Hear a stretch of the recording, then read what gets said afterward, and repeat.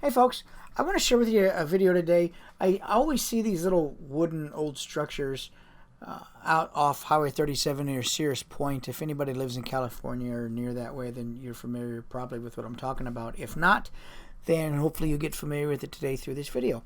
Anyway, I want to fly out from the train tracks that I walk down. This is a really hard area to get to. I have to fly 1,000 foot out. My line of sight is, wasn't too bad for the little wooden structure here. I kind of scanned the area with binoculars and took a look around, and I really didn't have any obstacles that were in the way other than, obstacles that were on the building itself. And so I was pretty comfortable with being able to fly across the marsh to the building.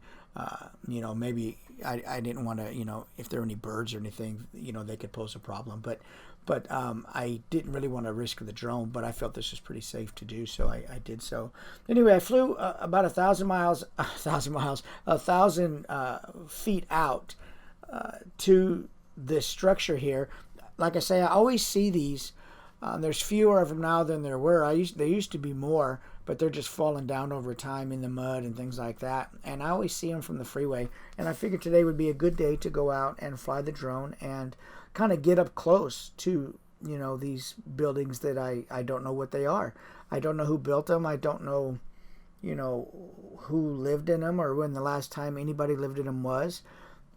So I figured I'd kind of do some Google poking around, and I still couldn't come up with any answers. So if any of you know, then please share that information with me. That'd be cool.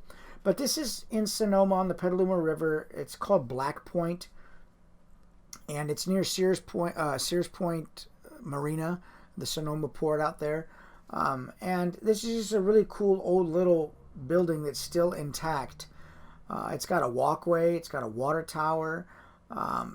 What surprises me is somebody built this. How did they build it in all that mud? They had to carry each piece of wood up that walkway right there and build it. And then I found a cool sign as I was flying over. Look at this sign right here. It says Danger Shoal, S-H-O-A-L. And I didn't know what that meant, so I Googled it, and it has to do with sandbars. I guess there was a sandbar there, or a mud bank is what the my Google search came up with, and so that was kind of cool. But at any rate, look at this. Look how remote this, building is. I guess you'd have to lay your planks of wood and then walk each piece of wood up that you were going to use to build the house. And there's lots of wooden structures right there. Most of those are falling down into the mud, though. But I'm going to pan around and give you guys an idea of what, what this looked like. It's out there in the mud, in the marshy mud. And I guess, it would be, it'd certainly be different to spend the night out there in the mud. There'd be all kinds of sounds and different things that you would hear, it'd be kind of cool. But as I spin back around here, you can kind of see from I guess this would be the front porch side. I'm going to bring the drone a little bit lower so we can look in and see the front of the building here. There is some graffiti and some vandalism. I'm not sure when that happened, but maybe it was at a time when the building was a little more accessible, but you just can't access it anymore, so it had to be a long time ago. But at any rate, I bring the drone down, and you can see the walkway. You can see there's a building off to the left there. I think that was like a bathroom. There's a long walkway, some windows there on the front, some graffiti, a TV antenna also on the top of the building there. So I had to really watch that when I was flying the drone out. I just kept looking with my binoculars and looking at my elevation, making sure that I was high enough where I thought I would clear that. I'm going to go from a different vantage point here. Now I've moved across from the train tracks over there you see in the distance to a parking lot, but I'm still about 1,000 feet away from the structure. But this flying out from this direction is going to give us a better vantage point. It's going to give me a better line of sight to where I can get a little closer with the drone, and so to appreciate some of the details like on the back porch that you're going to see here in a little bit. There's quite a few things on the back porch, chairs and pans and oil funnels and all kinds of cool little stuff out there. You're going to see as we fly out There was a couple hawks out there and some egrets, and I kind of was like, man, I hope this doesn't become a problem. But it worked out at any rate. So here we are flying out there, and you can see that front porch side is the graffiti side, and I think that the reason that was graffitied was because it was the only side you could really access. There's no walkway to go around the back of the house where we're taking the drone now, so I think that's the only reason they graffitied the front. But I'm glad they didn't do the back, because the back is really cool. And as we pan around here, you're going to see there's a water tank there, a couple different types of rooms or some structures for storage or whatever, I'm not sure.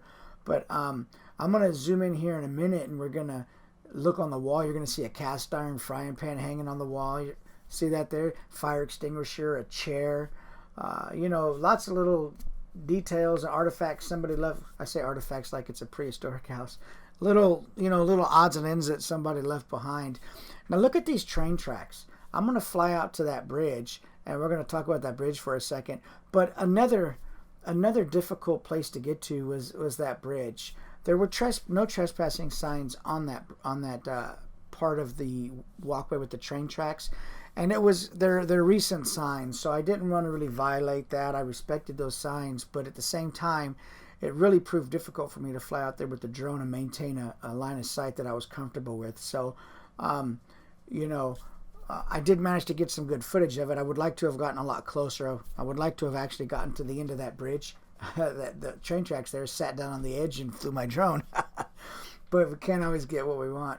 And I respected the sign and the private property and all that. So, I zoom in here on the bridge operator's quarters up there. And it's really cool because when I got there, the lights were lit up red. Those little, beacon lights and stuff were lit up red. And it was just really cool. This is a bridge. I don't know who owns it. It's over 100 years old. And it's just really cool sitting out there, and it's in the open position. I don't know if it's operational. I don't know when the last time it was used. If anybody from Sonoma or that area is watching the video and they have any information, man, I'd sure like to hear about it because it'd be really cool. I did another video on that abandoned swing bridge out there in Newark. And this is just another swing bridge that I figured I'd come out and get a little footage of it also, because I see it from Highway 37 all the time when I drive by there. But I'm going to pan around a little bit here and just kind of give you a few different angles. Like I say, I didn't want to get close. You could see how far out I had to fly, and I just didn't know if there were going to be cables, any obstacles that I couldn't see. I didn't want to risk the drone, especially over water. It's just not smart. So, and see those train tracks way back there? I originally in the morning, I came in from that side, and I decided that I just didn't want to film from that side. So, because there was houses there and people might get twisted at me, and I just didn't want to bring any attention to myself. So I went around to this vantage point and did the video, which actually worked out better because I could see the front of the bridge operator's quarters from this side. You wouldn't be able to see it from the other side, even though there were some cool other old little buildings on the opposite side. But like I say, I prefer just to sneak in and sneak out and nobody ever know I'm there, And we still managed to get some great footage even with the line of sight issues.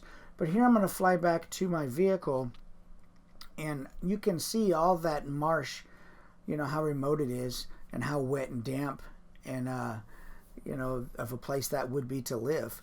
And that's Green-Point Marina. It's already, it's been closed for some time. It's just a big mud hole with overgrown sinking boat docks. But at any rate, you see me flying back to my vehicle here, and it's a cool area. People fish out here. People do all kinds of bird watching and stuff out here. It's just a pretty neat area. I'm glad I had a chance to explore it today with the drone. I got to see some cool stuff that kind of is a cool way to revisit some of these things that I drive by on the freeway. If you're not a Patreon member, consider subscribing to my Patreon, because I've got free images on there for you guys to download of this shoot today.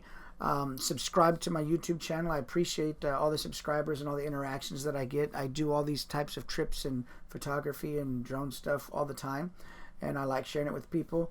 There's a really cool image, man. Look at that. Anyway, I appreciate you guys watching. Like and subscribe, share my videos, and post comments. And if you have any information, share it with me. I appreciate it, guys. Take care.